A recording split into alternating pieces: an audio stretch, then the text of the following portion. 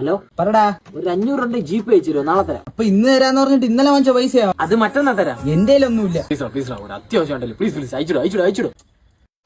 Hello മച്ചാനെ, എന്ത്? അല്ല ഞാൻ ഈ മഴയത്ത് വെയിലൊക്കെ കണ്ട്. മഴയത്ത് വെയിലോ? അതല്ല, ഫോണിൽ ഓഫർ ആയിരുന്നു, ചാർജ് ചെയ്യണം. എത്ര വേണം? 400.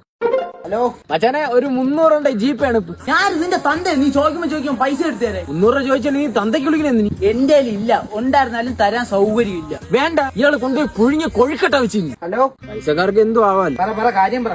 ഞാനൊന്നും വയ്യ, ഒരു 300 ഉണ്ടെങ്കിൽ ജീപ്പ് അയച്ചിടും. പറ്റൂല. പ്ലീസ് അത്യാവശ്യമായിട്ടല്ലേ, ഞാൻ വേറെ ആരെടുത്ത് പോയി ചോദിക്കാം.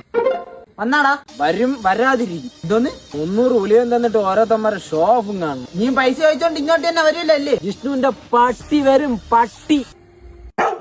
എന്ത്? ഒരു 500 രൂപ ആദ്യം നീ തരാനുള്ളത് താ.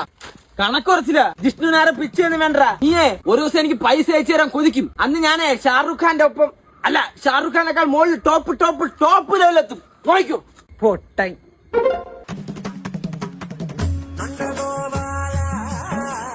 ദേഷ്യത്തിൽ നേരത്തെ എന്തൊക്കെ അങ്ങ് പറഞ്ഞു പോയി.